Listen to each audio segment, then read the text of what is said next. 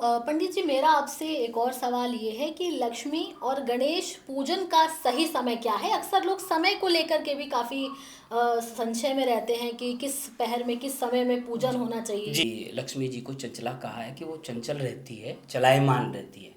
तो उसका स्थिर लगन में अगर पूजन करें, तो सभी देशवासियों से भी कहूँगा कि जो स्थिर लगन है, उसमें उसका पूजन करें, माता लक्ष्मी जी का पूजन करें, दीपावली का पूजन करें। तो स्थिर लगन, वृषभ लगन जो है, वो आता है और वो 7 बज कर के कुछ मिनट पे प्रारंभ होता है।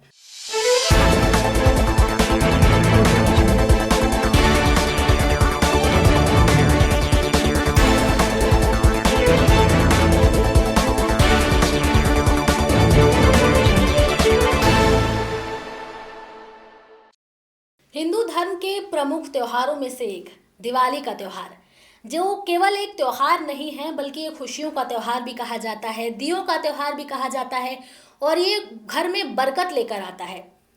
जैसे ही इस त्योहार को लोग मनाते हैं, उनके घर में खुशियां आती हैं, माँ लक्ष्मी की कृपा उन पर बरसने लगती है। लेकिन जितना ही ये त्योहार खुशहाली के साथ मनाया जाता है, उतना ही इस त्योहार को लेकर इस बार कई सारे सवाल भी लोगों के मन में हैं। सवाल हैं तिथि को लेके, विधि को लेकर और पूजन को लेकर के। आज इन्हीं सवालों के जवाब हमारे साथ बैठे हैं पंडित परवीन शास्त्री जी। इन सारे तमाम सवालों का जवाब आज हम उनसे जानेंगे। पंडित जी, पहले तो बहुत बहुत आपका स्वागत है हमारे चैनल न्यूज़ टाइम में। नमस्कार, जय तो माता दी। आपसे पहला सवाल मेरा ये है कि जैसे कि तारीख को लेकर के काफ़ी संशय बना हुआ है। लोग ये जो कई लोग कह रहे हैं कि 20 तारीख को भी दिवाली पूजन है, 21 तारीख को भी है। तो इस तरीके से लोग काफ़ी कंफ्यूजन है उनके जी, अंदर। जी, तो जी, जी, जी। आप थोड़ा क्लियर कर सकते हैं तारीख? देखिए कि 20 तारीख को मुख्य रूप से दीपावली का ये पावन त्यौहार मनाया जा रहा है। इसमें 20 और 21 का जो कन्फ्यूज़न है वो ये है कि अगर इस त्यौहार की हम बात करें तो उस समय कार्तिक मास होना हो ज़रूरी होता है और अमावस्या उस दिन होनी चाहिए। कुछ त्यौहार ऐसे होते हैं जो दिन के समय मनाए जाते हैं, कुछ रात्रि के मनाए जाते हैं, कुछ संध्या काल के मनाए जाते हैं। जो दीपावली है वो संध्या काल का है, रात्रि काल का है। तो उस समय अमावस्या तिथि का होना अनिवार्य है। यदि मान लीजिए हम 21 तारीख को मनाते हैं तो 21 तारीख को शाम के समय प्रतिपदा तिथि आ जाएगी, अमावस्या नहीं रहेगी। इसलिए हमें 20 को इसलिए मनाना अनिवार्य है, ज़रूरी है, क्योंकि 20 तारीख को अमावस्या तिथि रहेगी, जिस समय हमें ये त्यौहार मनाना है। इसलिए 21 की बजाय 20 का उचित है। इसलिए हमें 20 तारीख को दीपावली का त्यौहार मनाना चाहिए। तो पंडित जी, मेरा आपसे एक और सवाल ये है कि लक्ष्मी और गणेश पूजन का सही समय क्या है? अक्सर लोग समय को लेकर के भी काफ़ी संशय में रहते हैं कि किस पहर में, किस समय में पूजन होना चाहिए। जी, जी, ये जी, बहुत जी। ज़रूरी है। देखिए, जैसे लक्ष्मी जी का स्वरूप जो है ना वो चंचला कहा गया है कि लक्ष्मी जी को चंचला कहा है कि वो चंचल रहती है, चलायमान रहती है। तो उसका स्थिर लगन में अगर पूजन करें, तो सभी देशवासियों से भी कहूँगा कि जो स्थिर लगन है उसमें उसका पूजन करें, माता लक्ष्मी जी का पूजन करें, दीपावली का पूजन करें। तो स्थिर लगन, वृषभ लगन जो है वो आता है और वो 7 बज कर के कुछ मिनट पे प्रारंभ होता है। तो 7 से 9 बजे के आसपास का जो ये समय है स्थिर लगन है। तो 7 बज कर के अगर हम सही फिक्स टाइम की बात करें तो 7:21 से लेकर के 9:17 का ये वृषभ लगन है। तो वृषभ लगन में हमें माता लक्ष्मी का पूजन करना चाहिए। जी, माता लक्ष्मी के पूजन से याद आया कि माता लक्ष्मी को प्रसन्न करने के लिए लोग तरह तरह के उपाय करते हैं। तो जिन लोगों को धन की समस्या है और जो लोग चाहते हैं कि उनके जीवन की जो फाइनेंशियल जो थोड़ी कंडीशन है वो सही हो जाए, तो वो माता लक्ष्मी को प्रसन्न करने के लिए क्या कर सकते जी, हैं? जी, जी। तो इसमें सबसे पहले तो माता जी लक्ष्मी का अगर हम संभव हो सके तो अभिषेक करें। श्री सूक्त से, लक्ष्मी सूक्त से और गन्ने के रस से माता जी का प्रसन्न करने के लिए माता जी का अभिषेक करें और अभिषेक के बाद में षोडशोपचार से पूजन करना चाहिए और गुड़ और धनिये का भोग लगाना चाहिए, जिसमें गणेश जी का भी पूजन होता है। पहले सबसे सभी देवताओं में सबसे प्रथम पूजन जो होता है वो गणेश जी का होता है। गणेश जी के बाद लक्ष्मी जी का पूजन करना चाहिए। उसके साथ साथ धन कुबेर का भी करना चाहिए, क्योंकि धन का जो भंडारण के देवता हैं वो अपने कुबेर जी महाराज हैं। तो उनका भी पूजन हमें करना साथ साथ करना चाहिए। जी, तो मेरा आपसे अगला सवाल ये है कि आप ज़रा हमारे दर्शकों को ये बता दीजिए कि पूजा की विधि क्या होगी? मतलब किस तरीके से शुरुआत करनी है हमें? जी, सर्वप्रथम अगर हमारे पास प्रतिमा है, माता लक्ष्मी जी की प्रतिमा है, नहीं तो जो चांदी का सिक्का होता है उस पर माता जी का चित्र अंकित होता है, या दूसरी हमारे पास कोई प्रतिमा हो, चाहे वो रजत की जो किसी धातु की भी हो सकती है, या किसी मिट्टी की उसकी भी हो सकती है।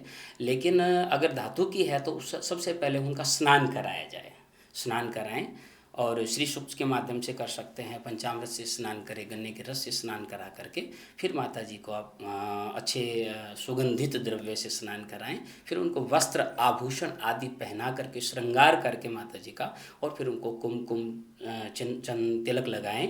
उसके बाद में माता जी का भोग लगाएं, आरती करें और माता जी का पूजन करें।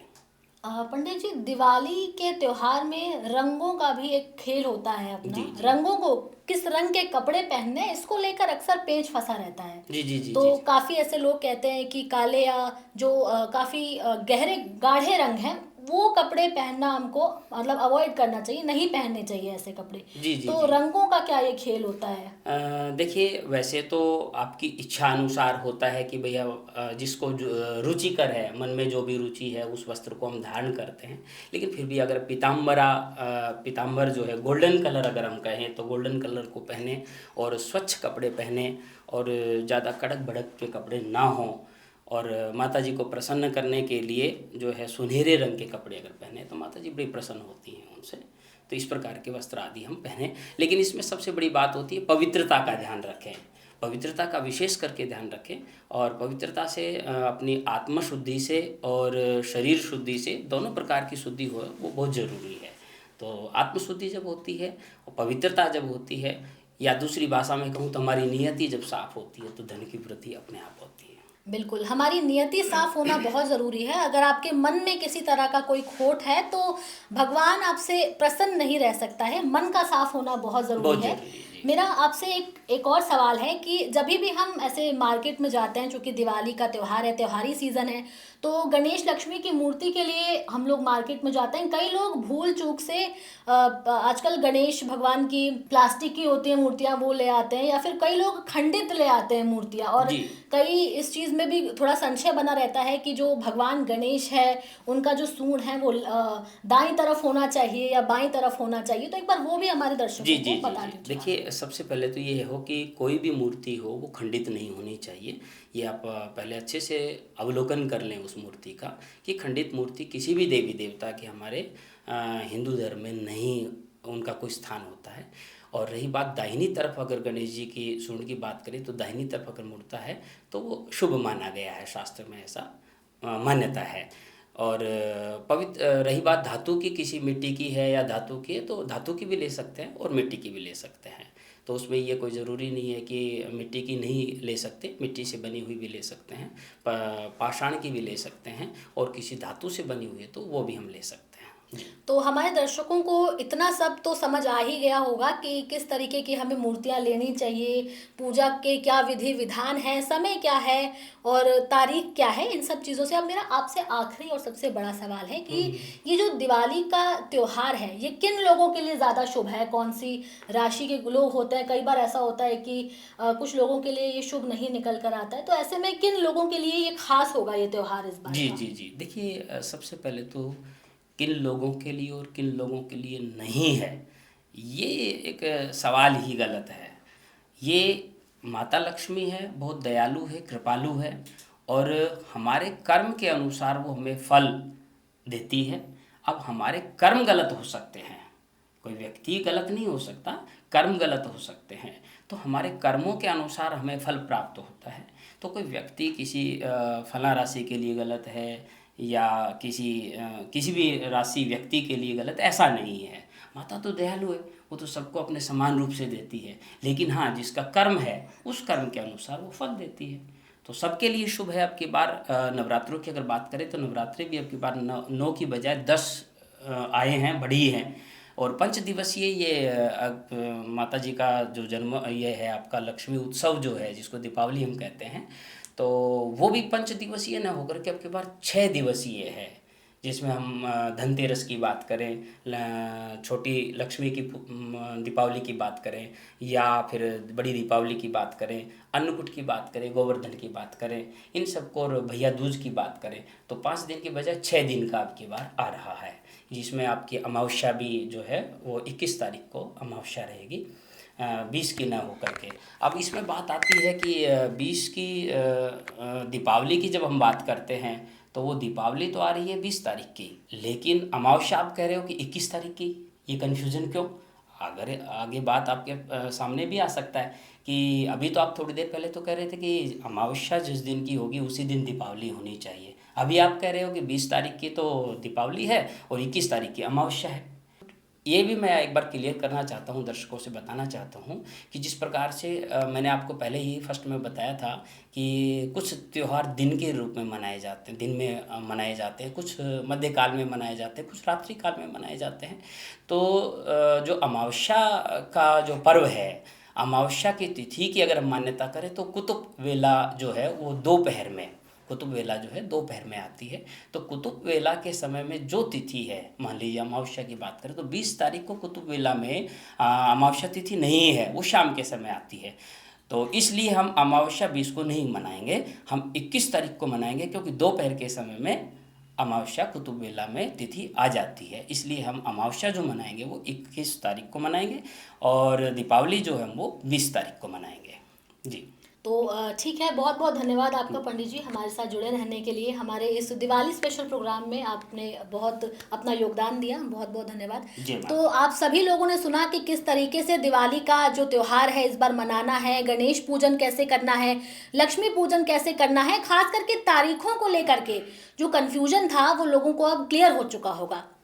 तो अब आप लोग भी अपना दिवाली का ये पावन त्यौहार है खुशियों के साथ मनाएं और दिए सजाएं, घर में खुशहाली लाएं और माता लक्ष्मी को प्रसन्न रखें। अगर आप अपने मन में किसी तरीके का कोई खोट रखते हैं तो शायद भगवान आपसे प्रसन्न ना हो, लेकिन अगर आपका दिल साफ है, आपकी नीयत साफ है, तो भगवान की कृपा आप पर ज़रूर होगी। तो हमारी पूरी टीम की तरफ से, न्यूज़ टाइम की तरफ से आप सभी दर्शकों को दिवाली की हार्दिक शुभकामनाएं।